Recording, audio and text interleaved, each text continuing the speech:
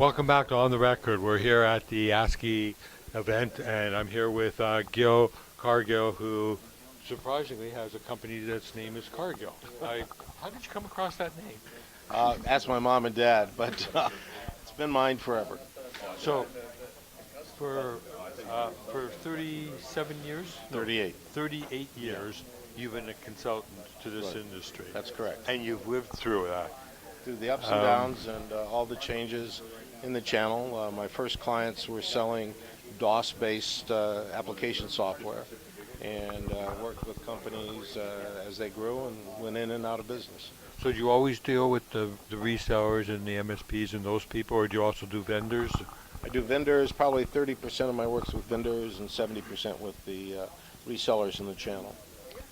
So let's talk about the reseller side, because vendors they just ignore everything we say.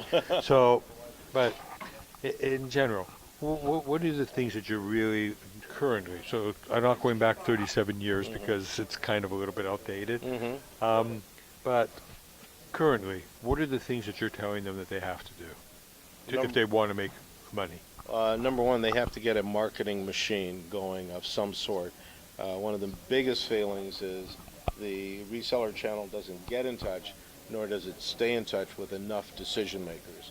So they have to have a perpetual lead filling function to get opportunities into their sales sites.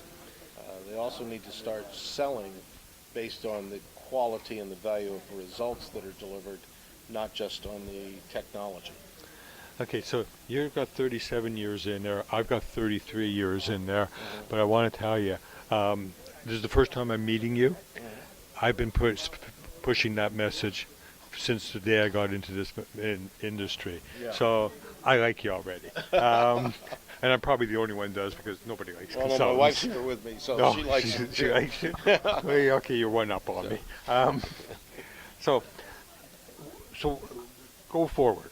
What else did you tell them? We also look at how they hire, recruit, screen, and manage their salespeople. A lot of resellers waste a lot of money, and I mean waste money hiring men and women who can't sell, won't sell, or shouldn't sell.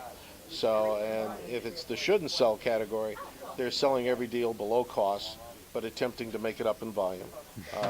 And the math never works out in that equation. Well, unless you have a really good accountant. And are willing to go on the other side of the law, But yeah, and if they want, I was just going to say that if they like to see things through bars. exactly. But one of the things that I see frequently is the company, the VAR, the reseller, the MSP, will build a business or a practice to the point where they want a salesperson, but then they fall prey, P-R-E-Y, to a phenomenon that I call sequential salespeople. And a sequential salesperson works for company A for 6 months to a year, and they get fired, and then they go to work for company B, and then they get fired, and then they go work for company C, and so on and so forth. They build a career out of failure, but each of these failures costs an MSP or a VAR or a reseller their dreams and their hopes, because according to the Wall Street Journal, each sales rep that fails costs that company anywhere from $500,000 to $600,000 in lost potential future revenue. So they can't afford to make that mistake too often, and that's exclusive of the out-of-pocket cost of paying salaries and expenses and whatever. And frequently, these salespeople that aren't what I would call a salesperson convince their boss that not selling anything is to be expected.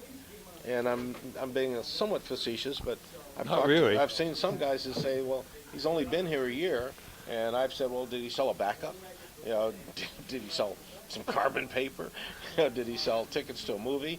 In a year, my German Shepherd could sell something, and he's cute.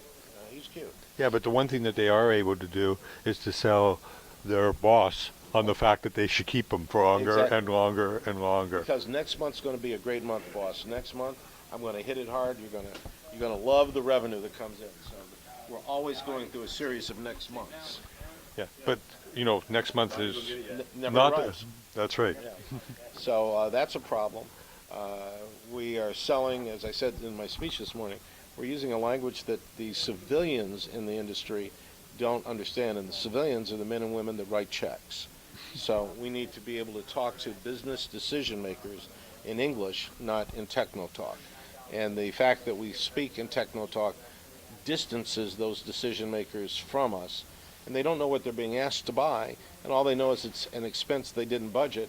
So if you ask me to buy something that I don't understand, that maybe is even intimidating to me, and I didn't budget for it, and I can't see a need for it, I'm not going to sell. I'm not going to buy it. So here's what I've always said about this. Can you imagine any other industry in the world or any other company? So let's say I came over to you and I said to you, by the way, we're opening up a company. It's going to be the only company in the world that sells technology, but they need to sell the